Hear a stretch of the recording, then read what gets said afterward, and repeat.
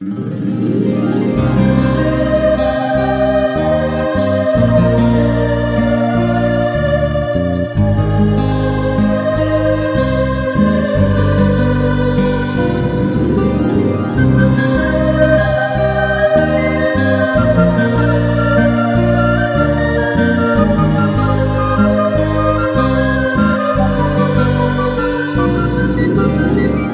Radio Kolkata. পেতে রেখো দুই কান, তোমার মন তুমি দিও, চূড়াতে মনো প্রাণ এসে গেল, পেখম রেডিও। কবিতা কথায় গানে সংলাপী মায়া টানে সকলের আদরণীয়, পেখম রেডিও। পেখম রেডিও, পেখম রেডিও। নমস্কার, পেখম রেডিও কলকাতা স্বাগত জানাচ্ছে আপনাকে। পেখম রেডিও মানেই কবিতা, আবৃত্তি, গান, বাজনা, নাটক, গল্প পাঠ, বিষয়ভিত্তিক আলোচনা, বেড়ানোর হদিশ, ছোটদের অনুষ্ঠান, এই সব নিয়ে সম্পূর্ণ পারিবারিক মনোরঞ্জন। পেখম রেডিও।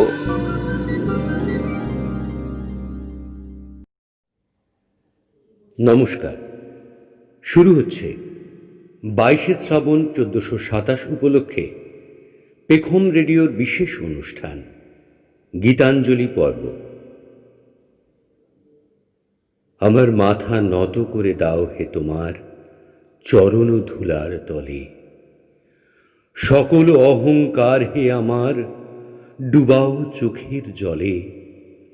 নিজেরে করিতে গৌরব দান, নিজেরে কেবল করি অপমান, আপনারে শুধু ঘেরিয়া ঘেরিয়া ঘুরে মরি পলে পলে।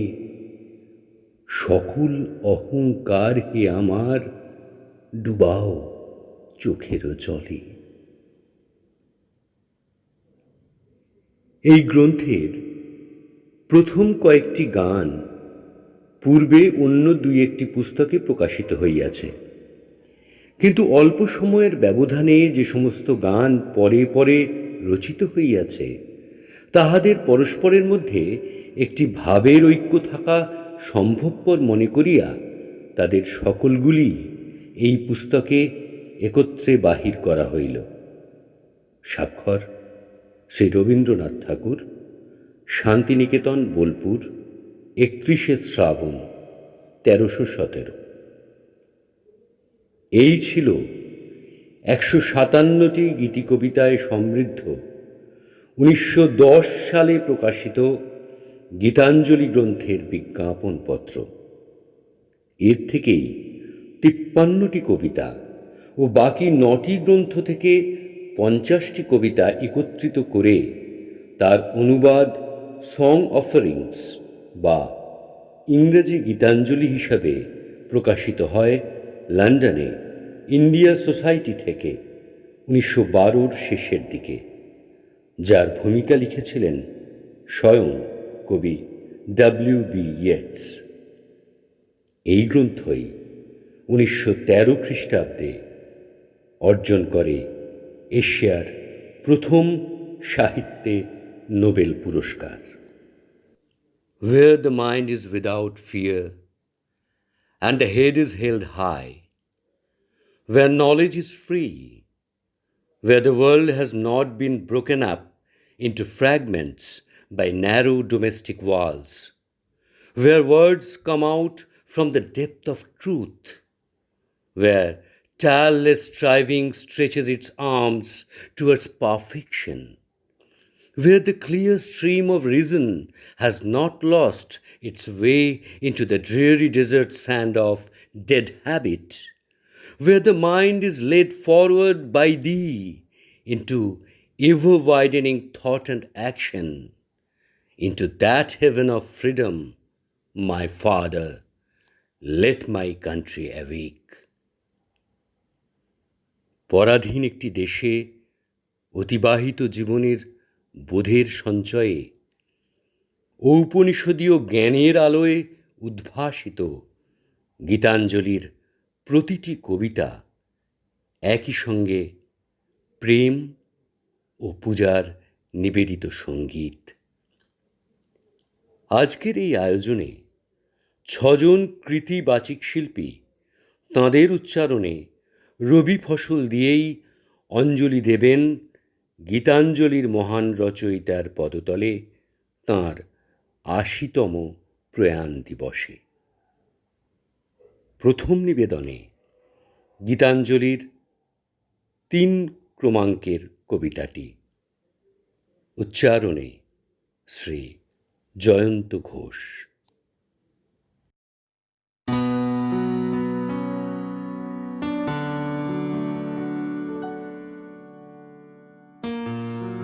কত অজানারে জানাইলে তুমি, কত ঘরে দিলে ঠাঁই, দূরকে করিলে নিকট বন্ধু, পরকে করিলে ভাই।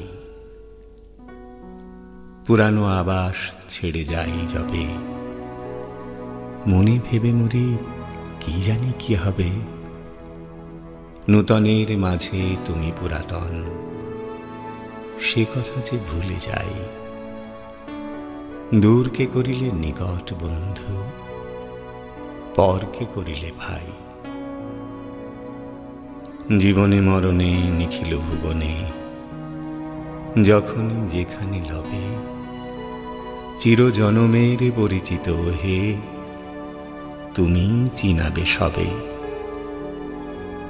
তোমারে জানিলে নাহি কেহ পর, নাহি কোনো মানা নাহি কোনো ডর। সবারে মিলায়ে তুমি জাগিতেছ, দেখা যেন সদা পাই। দূরকে করিলে নিকট বন্ধু, পরকে করিলে ভাই।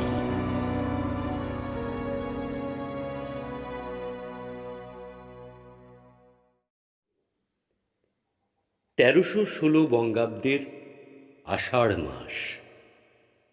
বর্ষা ঋতু এমনিতেই রবিপ্রিয়া। আকাশে মেঘের আনাগোনায় তাই তাঁর মন উচাটন। একাকিত্বের আকুতি মেঘের শাড়ির মতোই আচ্ছন্ন করেছে কবির মন। তাই তাঁর কলমে ভেসে এলো ১৬ ক্রমাঙ্কের কবিতাটি। এই কবিতাটি আমরা শুনে নেব ২ ভাষায়। ইংরাজি উচ্চারণে শ্রী প্রদীপ কুমার ভট্টাচার্য এবং তারপরে বাংলায় শ্রীমতী সুমা আইচ।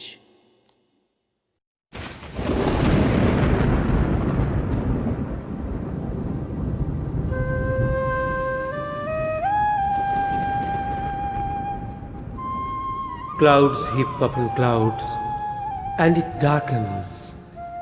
Ah, love, why dost thou let me wait outside at the door all alone? মেঘের পরে মেঘ জমেছে, আঁধার করে আসে। আমায় কেন বসিয়ে রাখো একা দ্বারের পাশে? In the busy moments of the moontide work, I am with the crowd. But on this dark, lonely day, it is only for thee that I hope. কাজের দিনে নানা কাজে থাকি নানা লোকের মাঝে। আজ আমি যে বসে আছি তোমারই আশ্বাসে। আমায় কেন বসিয়ে রাখো একা দ্বারের পাশে? If thou showest me not thy face, if thou leavest me wholly aside, I know not how I am to pass these long rainy hours. তুমি যদি না দেখা দাও, করো আমায় হেলা, কেমন করে কাটে আমার এমন বাদল বেলা? I keep gazing on the far-away gloom of the sky, and my heart wanders, wheeling with the restless wind. দূরের পানে মেলে আঁখি, কেবল আমি চেয়ে থাকি। পরাণ আমার কেঁদে বেড়ায় দুরন্ত বাতাসে। আমায় কেন বসিয়ে রাখো একা দ্বারেটো পাশে?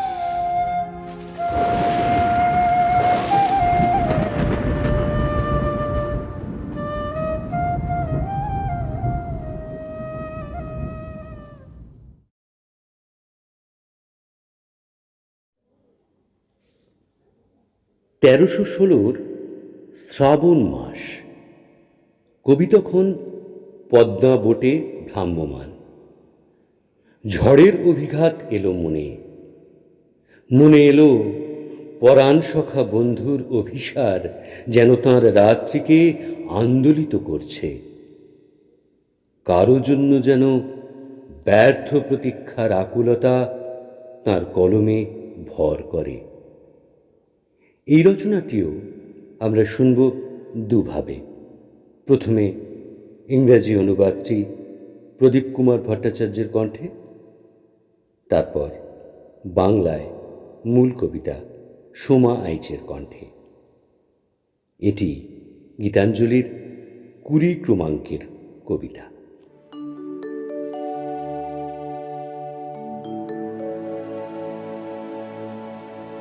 Art thou abroad on this stormy night, on the journey of love, my friend? The sky groans like one in despair.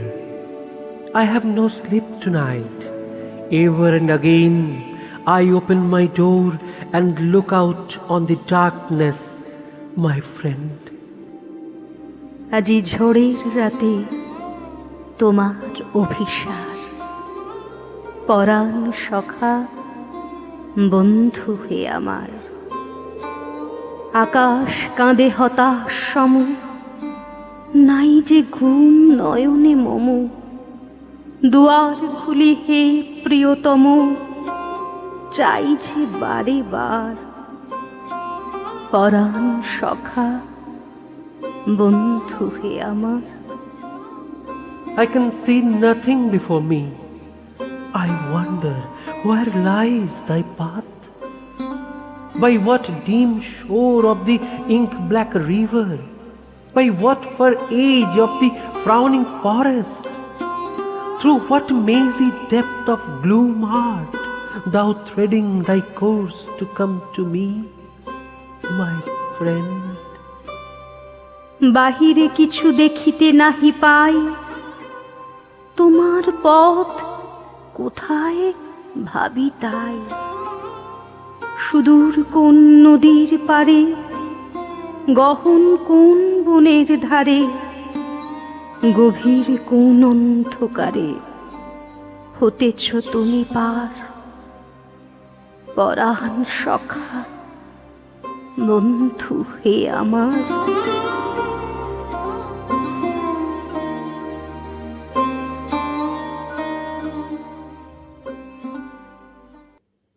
তেরোশো ষোলোরই 12ই ভাদ্রের রাত্রি। শ্রাবণ চলে গেছে, তবু তার বিরহ স্মৃতি হয়ে সত্তায় মিশে আছে কবির। আসলে এ জীবন তো সেই বিরহেরই যাত্রা, এক মিলন থেকে অন্য মিলনের মধ্যবর্তী পথ। জীবন দেবতার এ এক অন্য মহিমা কীর্তন। তাই রচিত হল গীতাঞ্জলির 25 ক্রমাঙ্কের কবিতাটি। ডক্টর অরুময় বন্দ্যোপাধ্যায়ের উচ্চারণে আমরা শুনে নেব সেই সত্যের অনুভব। গীতাঞ্জলি 25। হেরি অহরহ তোমারই বিরহ, ভুবনে ভুবনে রাজে হে। কত রূপ ধরে কাননে ভূধরে, আকাশে সাগরে সাজে হে। সারা নিশি ধরি তারায় তারায়, অনিমেষ চোখে নীরবে দাঁড়ায়। পল্লব দলে শ্রাবণ ধারায় তোমারই বিরহ বাজে হে। ঘরে ঘরে আজি কত বেদনায় তোমারই গভীর বিরহ ঘনায়। কত প্রেমে হায় কত বাসনায়, কত সুখে দুঃখে কাজে হে। সকল জীবন উদাস করিয়া কত গানে সুরে গলিয়া ঝরিয়া তোমারই বিরহ উঠিছে ভরিয়া আমারও হিয়ার মাঝে হে। হেরি অহরহ তোমারই বিরহ ভুবনে ভুবনে রাজে হে। 1317 বঙ্গাব্দ। শ্রাবণ ফিরে এসে আবার ফুরিয়ে যাচ্ছে। 25শে শ্রাবণ। কবি ভ্রমণ করছেন রেলপথে। এই যাত্রাপথের সঙ্গে কবির ভাবনায় মিলে গেল জীবনযাত্রার গভীর প্রশ্ন।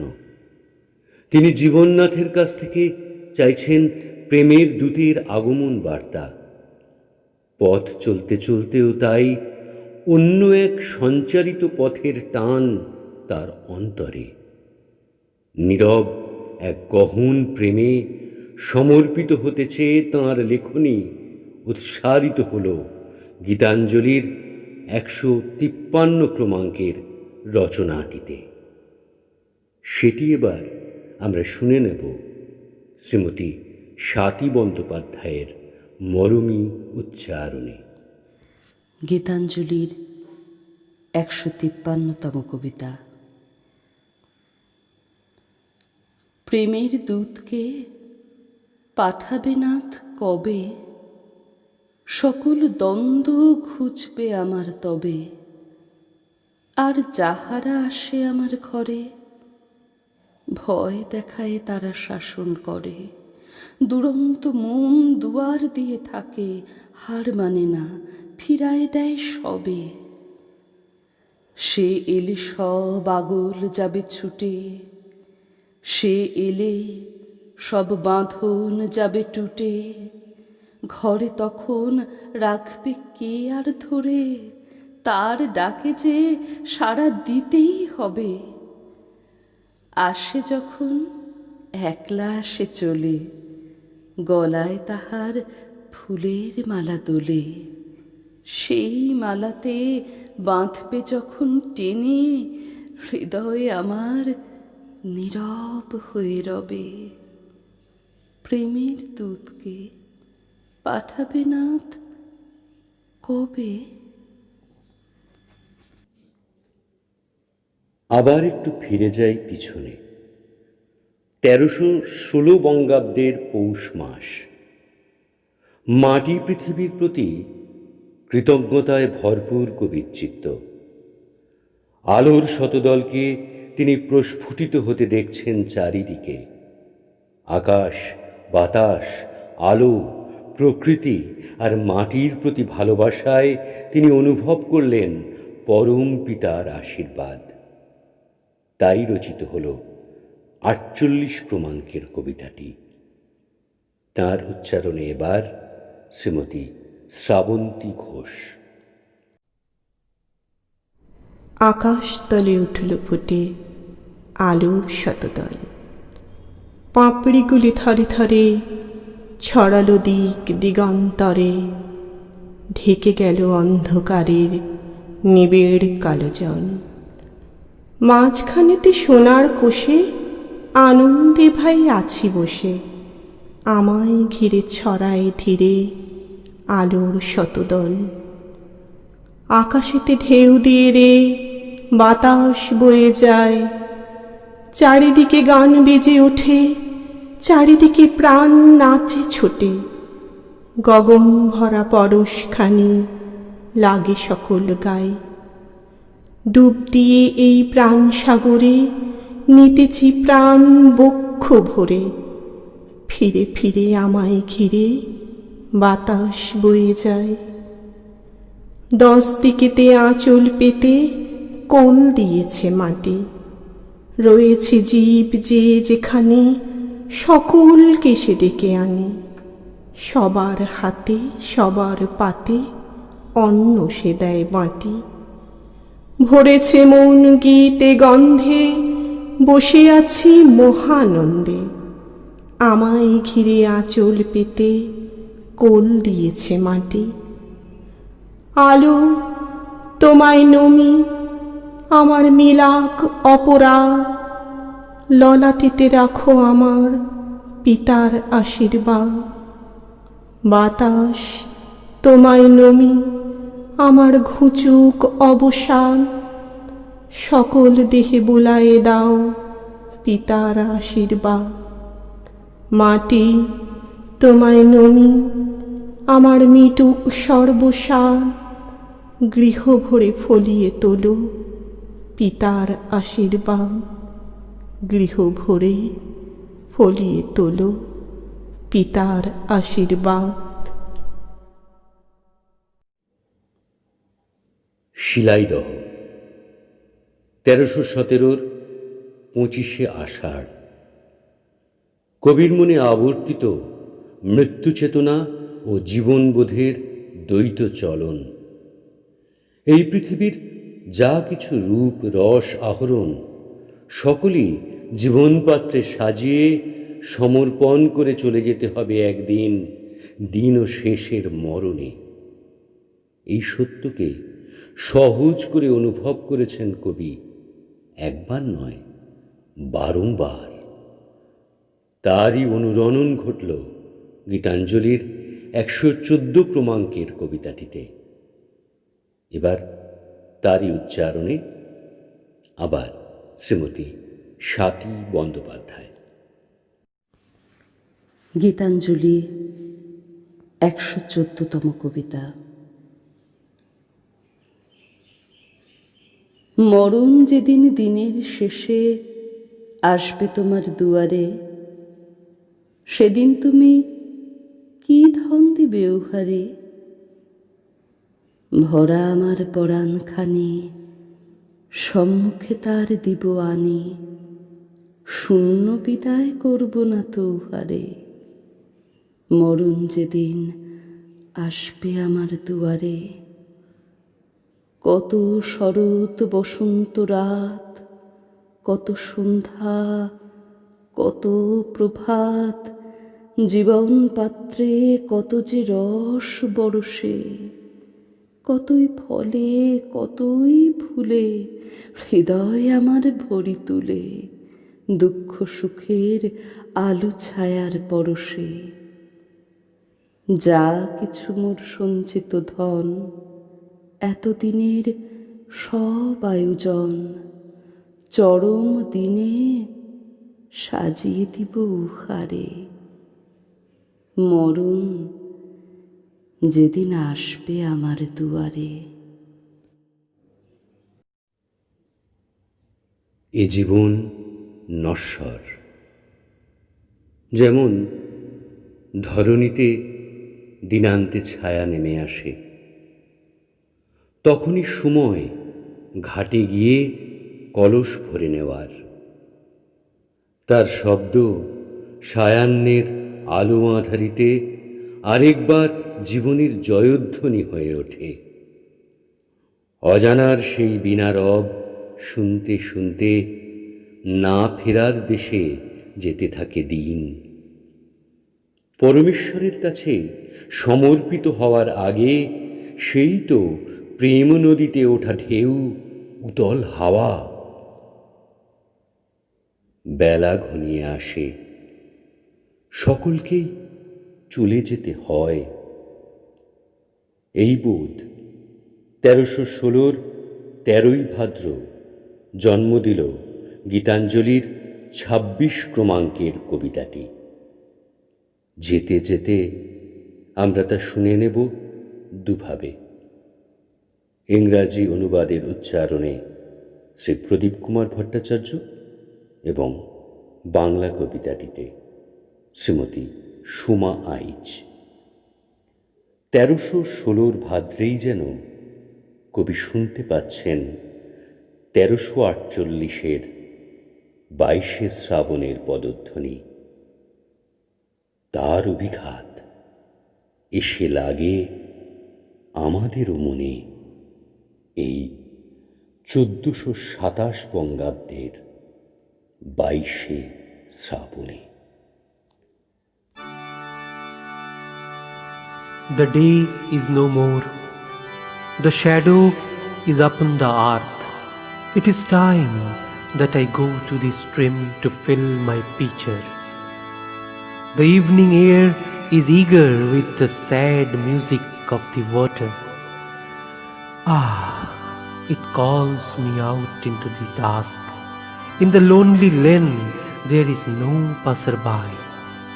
The wind is up, the ripples are rampant in the river.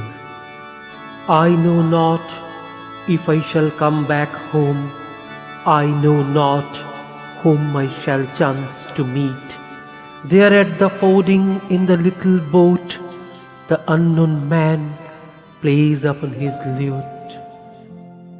আর নাই রে বেলা, নামলো ছায়া ধরণীতে।